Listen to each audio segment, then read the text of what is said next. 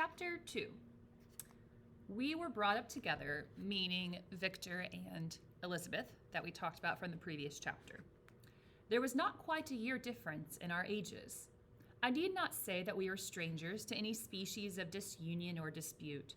Harmony was the soul of our companionship, and the diversity and contrasts that subsisted in our characters drew us nearer together. Elizabeth was of a calmer and more concentrated disposition, but with all my ardor, I was capable of a more intense application and was more deeply smitten with the thirst for knowledge. Again, we have this idea of the thirst for knowledge. We have Elizabeth and we have Victor here, and they only have about a year's difference in their ages, and yet they could not be more different people.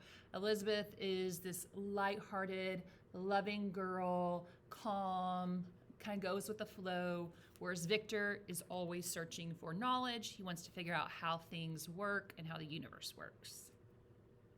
She busied herself with following the aerial creations of the poets, and in the majestic and wondrous scenes which surrounded our Swiss home, the sublime shapes of the mountains, the changes of the seasons, tempest and calm, the silence of winter, and the life and turbulence of our alpine summers, she found ample scope for admiration and delight.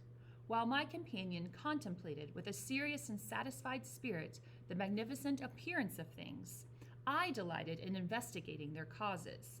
So Elizabeth, right, she looks at something, she's like, that's a beautiful mountain, that's a beautiful flower, and just appreciates it for how it looks. Victor's like, what kind of flower is it? No, when does it bloom? How does it bloom? Like, he wants to know things. He searches for the knowledge, whereas Elizabeth takes things at face value. The world was to me a secret, which I desired to divine. Curiosity, earnest research to learn the hidden laws of nature, gladness akin to rapture, as they were unfolded to me, are among the earliest sensations I can remember. On the birth of a second son, my junior by 7 years, that means 7 years younger than Victor, my parents gave up entirely their wandering life and fixed themselves in their native country. We possessed a house in Geneva, again, Switzerland, and a country home on Bellerive, the eastern shore of the lake, at the distance of rather more than a league from the city. So they had a city home and a country home out in Bellerive. As you can tell, Victor's family, right, they're not exactly poor. They do well for themselves. We resided principally in the latter, and the lives of my parents were passed in considerable seclusion. It was my temper to avoid a crowd and to attach myself fervently to a few. I was indifferent, therefore, to my schoolfellows in general, but I united myself in the bonds of the closest friendship to one among them. Henry Clerval was the son of a merchant of Geneva. With this second friend now introduced to us, that was very important to Victor and his childhood, this guy named Henry Clerval, whose father was a merchant in Geneva. He was a boy of singular talent and fancy. He loved enterprise, hardship, and even danger, for its own sake. He was deeply read in books of chivalry and romance. He composed heroic songs and began to write many a tale of enchantment and knightly adventure. He tried to make us act plays and to enter into masquerades, which the characters were drawn from the heroes of Roncesvalles of the Round Table of King Arthur, and the chivalrous train who shed their blood to redeem the Holy Sepulchre from the hands of the infidels. No human being could have passed a happier childhood than myself. My parents were possessed by the very spirit of kindness and indulgence. We felt that they were not the tyrants to rule our lot according to the caprice, but agents and creators of all the many delights which we enjoyed. When I mingled with other families, I distinctly discerned how peculiarly fortunate my lot was, and gratitude assisted the development of a son's love. Again, Victor grew up in a very loving family. His parents gave him everything he could ever want. He had good friends in Elizabeth and Henry, and they played all these make-believe games as kids did growing up. Again, he had a very idyllic, very happy childhood. My temper was sometimes violent, and my passions vehement, but by some law in my temperature they were turned not towards childish pursuits, but to an eager desire to learn, and not to learn all things indiscriminately. I confess that neither the structure of languages, nor the code of governments, nor the politics of various states possessed attractions for me. It was the secrets of heaven and earth that I desired to learn, And whether it was the outward substance of things or the inner spirit of nature and the mysterious soul of man that occupied me, still my inquiries were directed to the metaphysical, or in the highest sense, the physical secrets of the world. All right, so again, this idea of knowledge, wanting to uncover the secrets of the world. Meanwhile, Clerval occupied himself, so to speak, with the moral relations of things. The busy stage of life, the virtuous of heroes, and the actions of men were his theme, and his hope and his dream was to become one among those whose names are recorded in story as the gallant and adventurous benefactors of our species. The saintly soul of Elizabeth shone like a shrine-dedicated lamp in our peaceful home. Her sympathy was ours, her smile, her soft voice, the sweet glance of her celestial eyes, were ever there to bless and animate us. She was a living spirit of love to soften and attract. I might have become sullen in my study, rough through the ardor in my nature, but that she was there to subdue me to a semblance of her own gentleness. And Clerval, could aught ill entrench on the noble spirits of Clerval? Yet he might not have been so perfectly humane, so thoughtfully in his generosity, so full of kindness and tenderness amidst his passion for adventurous exploit, had she not unfolded to him the real loveliness of benefice, and made the doing good an end and aim of his soaring ambition. I felt exquisite pleasure in dwelling on the recollections of childhood before misfortune had tainted my mind, and changed its bright visions of extensive usefulness into gloomy and narrow reflections upon self. Kind of this foreshadowing here by Victor that, yes, he had a wonderful childhood, but it didn't last. He's hinting here that life is going to turn gloomy. Besides, in drawing the picture of my early days, I also record those events which led, by insensible steps, to my aftertale of misery. For when I would account to myself for the birth of that passion which afterwards ruled my destiny, I find it arise, like a mountain river, from ignoble and almost forgotten sources. But, swelling as it proceeded, it became the torrent which, in its course, has swept away all my hopes and joys. Natural philosophy is the genius as regulated my fate. I desire, therefore, in this narration, to state those facts which led to my predilection for that science. So he says here that he was interested in natural philosophy, and natural philosophy is the study of nature and the belief that everything within the universe is alive and interconnected. When I was 13 years of age, we all went on a party of pleasure to the baths near Thonon. The inclemency of the weather obliged us to remain a day confined to the inn. In this house, I chanced to find a volume of the works of Cornelius Agrippa. I opened it with apathy. The theory which he attempts to demonstrate and the wonderful facts which he relates soon changed this feeling into enthusiasm. A new light seemed to be drawn upon my mind, and boundless with joy I communicated my discovery to my father. My father looked carelessly at the title of my book and said, "Ah, Cornelius Agrippa, my dear Victor, do not waste your time upon this. It is sad trash."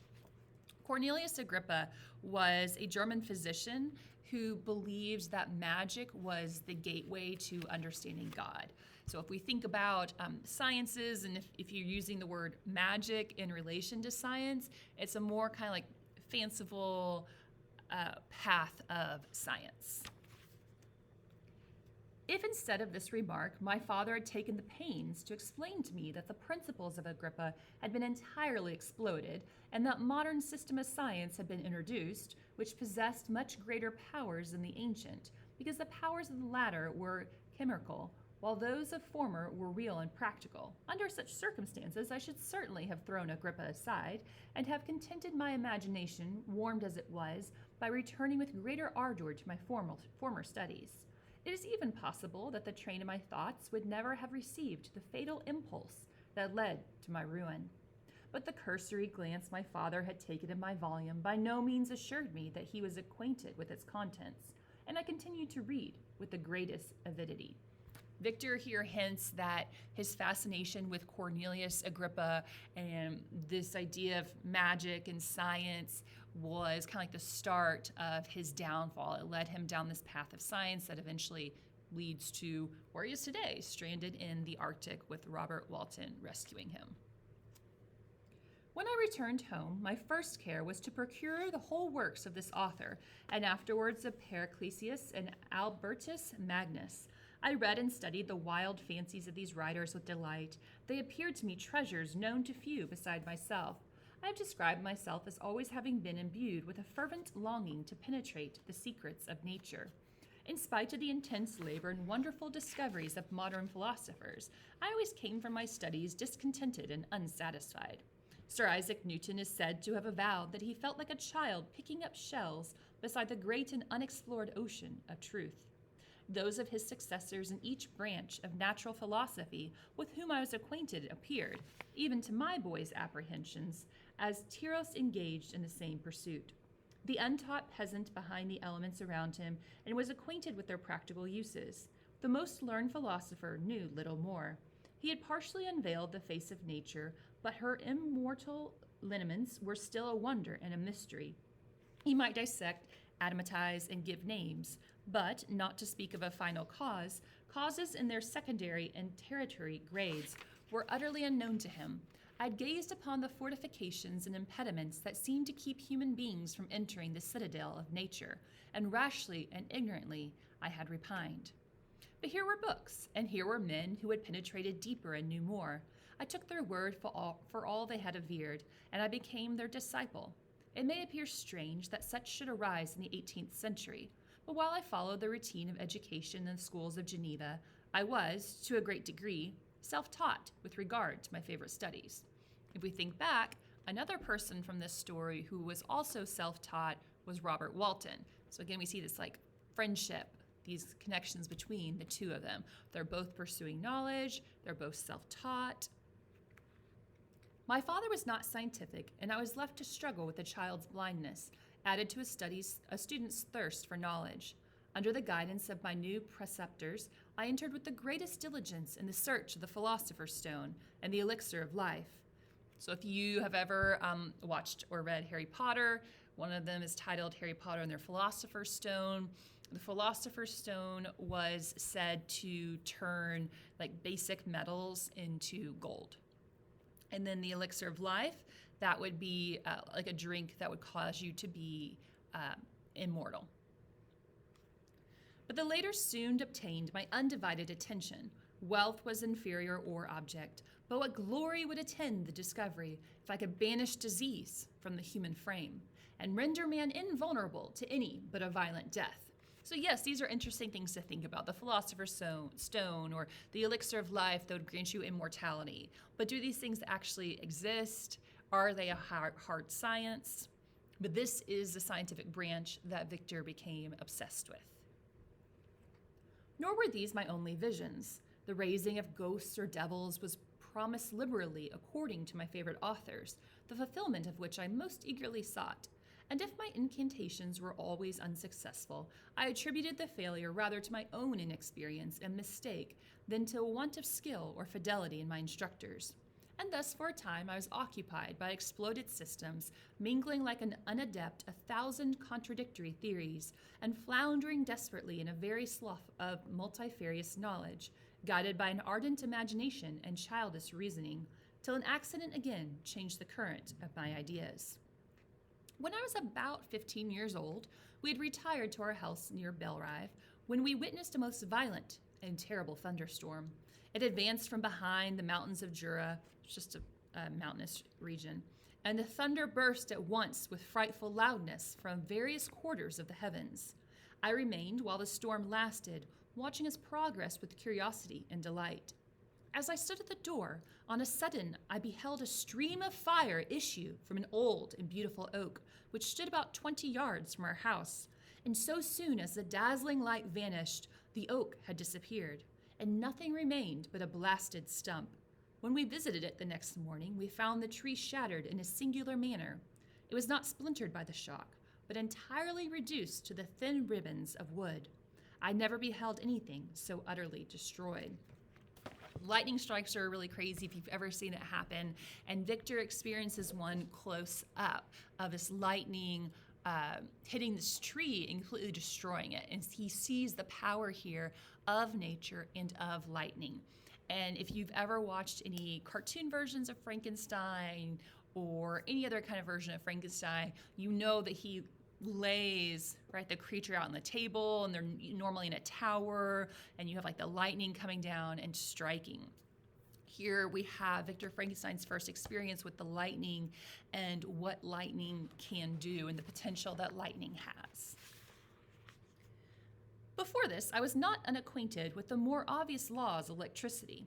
On this occasion, a man of great research in natural philosophy was with us, and, excited by this catastrophe, he entered on the explanation of a theory which he had formed on the subject of electricity and galvanism, which was at once new and astonishing to me. Galvanism is an idea that we talked about in class, and it was an idea around in the 1700s. There was a man named Luigi Galvani, and he used electricity in his experiments. And one of his experiments that he kind of traveled around with and showed people is he would have this dead frog on a table, and he would hook it up and turn on electricity, and its body would move around. And people would think, oh my gosh, this guy's bringing these frogs back to life using electricity. And again, apply that to what you know about Frankenstein's creature and how, he uses lightning in the movies and cartoons to bring it to life. That's where this idea came from, galvanism. This guy, Galvani, traveling around using electricity to kind of cause these frogs' limbs to flop around and move, even though they were still dead. He never actually brought them back to life. All that he said threw greatly into the shade Cornelius Agrippa, Albertus Magnus, and Paracelsus, the lords of my imagination, but by some fatality the overthrow of these men disinclined me to pursue my accustomed studies. It seemed to me as if nothing would or could ever be known. All that had so long engaged my attention suddenly grew despicable. By one of those caprices of mind which we are perhaps most subject to in early youth, I at once gave up my former occupations, set down natural history and all its progeny as a deformed and abortive creation, and entertained the greatest disdain for a would-be science, which can never even step within the threshold of real knowledge. In this mood of mind, I betook myself to the mathematics and the branches of study appertaining to that science, as being built upon secure foundations and so worthy of my consideration. Thus strangely are our souls constructed, and by such slight ligaments are we bound to prosperity or ruin. When I look back, it seems to me as if this almost miraculous change of inclination and will was the immediate suggestion of the guardian angel of my life, the last effort made by the spirit of preservation to avert the storm that was even then hanging in the stars and ready to envelop me. Her victory was announced by the unusual tranquility and gladness of soul which followed the relinquishing of my ancient and latterly tormenting studies. It was thus that I was to be taught to associate evil with their prosecution, happiness with their disregard. Man, what a lot of foreshadowing in that paragraph. He sets aside these fanciful studies of Agrippa and the Philosopher's Stone and the elixir of life after this lightning situation that he experienced. He sets those aside for now, and he says that he wished he had permanently set them aside. So we have some foreshadowing there that he might loop back around to them. It was a strong effort of the spirit of good, but it was ineffectual. Destiny was too potent, and her immutable laws had decreed my utter and terrible destruction.